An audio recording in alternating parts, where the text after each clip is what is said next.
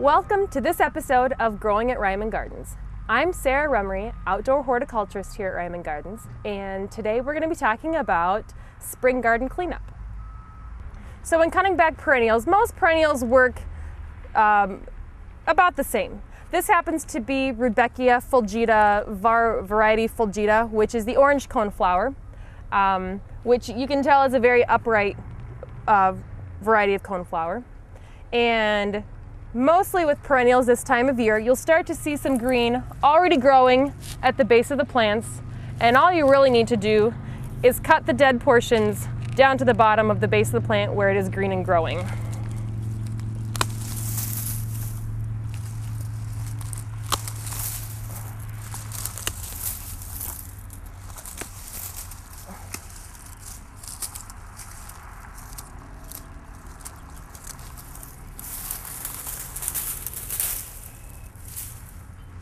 When cutting back perennials, it's useful to have both regular pruners. We like the Felco number 2s. And it's also useful to have just some manual Hedge shears. You can cut back lots of perennials both ways.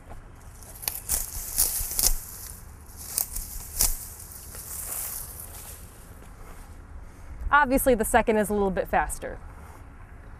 So when you're cutting ground covers, whether it's lamium or lamb's ear or pig squeak, you just want to, usually you can see a dead stem will still have some green growth on it, but you may not want to leave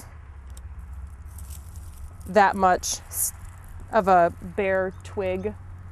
So you might actually want to cut it all the way back. Most ground covers are good ground covers because they're spreading, slightly aggressive, and for that reason, you can cut them back fairly far and you won't hurt them too much. I'd like to talk a little bit about pruning back roses. This happens to be a Dr. Buck rose, which was bred by Dr. Griffith Buck of Iowa State University, and a lot of his breeding revolved around making roses that would survive Iowa winters. So as you can see, this rose was not covered for the winter, whether it was with a rose cone or straw and soil or mulch or leaves, or there's a wide variety of ways to cover roses, but this one was not. So when pruning roses, whether it's a hardy rose or it's one that you've uncovered, usually around the April timeframe is when you want to be uncovering or pruning back your roses. And when pruning roses, you can tell that the top of the rose for the most part is brown and dead. But at the very bottom, you can see that there is still green and there are buds on the canes of the rose. So you want to prune down into the green portion of the rose.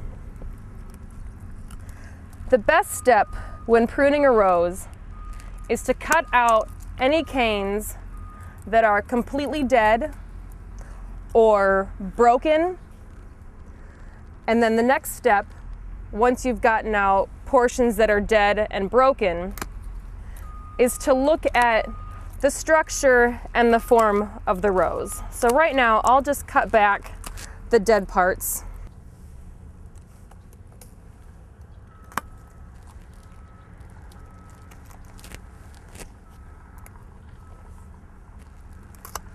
Once you have your rose in this state, you can also do spring pruning for the structure and the form of your rose, because roses do have a tendency to get fungal diseases. And so earlier on, if you can prune so when it does leaf out, there isn't a lot of, jumbled mess in the middle, or if there's good air circulation going through the rose, that will cut down on the fungal diseases greatly. So on this particular rose, I'm probably going to cut out this stem because it's cutting between two larger stems. So we can cut that one out because there are two other stems that are pretty much serving the same job that it's doing. I'm also going to cut out this one here because it too crosses through about 3 different canes and towards the outside of the bush. So we just cut back as far as we can get on the rows. And this pruning method works for whether it's shrub roses or grandifloras, floribundras, hybrid teas, you name it, you can prune this way on any rose. Another key to pruning a rose is to watch where the buds are.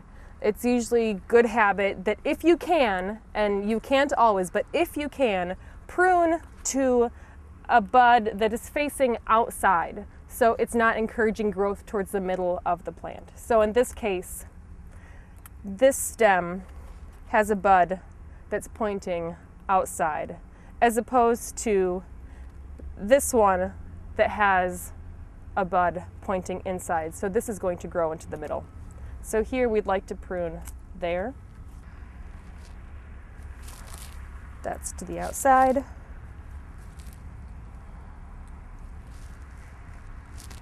think that's dead.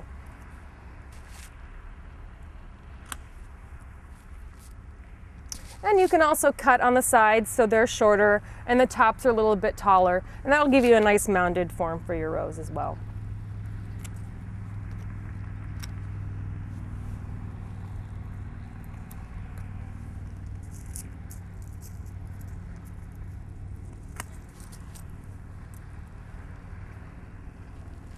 And there you have it. It's how to prune a rose bush. When cutting down grasses, having hedge shears are very handy. So you can cut them off just like that. But if you really like to have a manicured garden, I prefer to cut the grass, instead of giving it a flat top, give it a nice rounded, mounded look. So maybe something more, and it's just as easy as angling your shears. Now, if you're a homeowner that has a lot of grass and doing it by hand would just take way too long, the other option is either gas or electric powered hedge shears. Now, when using machinery, always remember your safety gear. Eye protection, hearing protection, and especially gloves, because those are things that if you lose them, you don't get them back.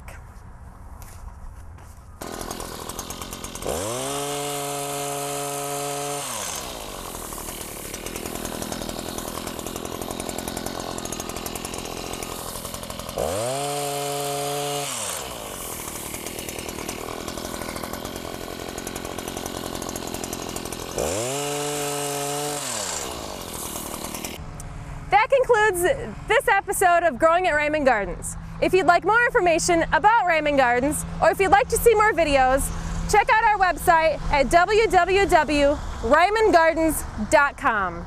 Thanks and have a great day.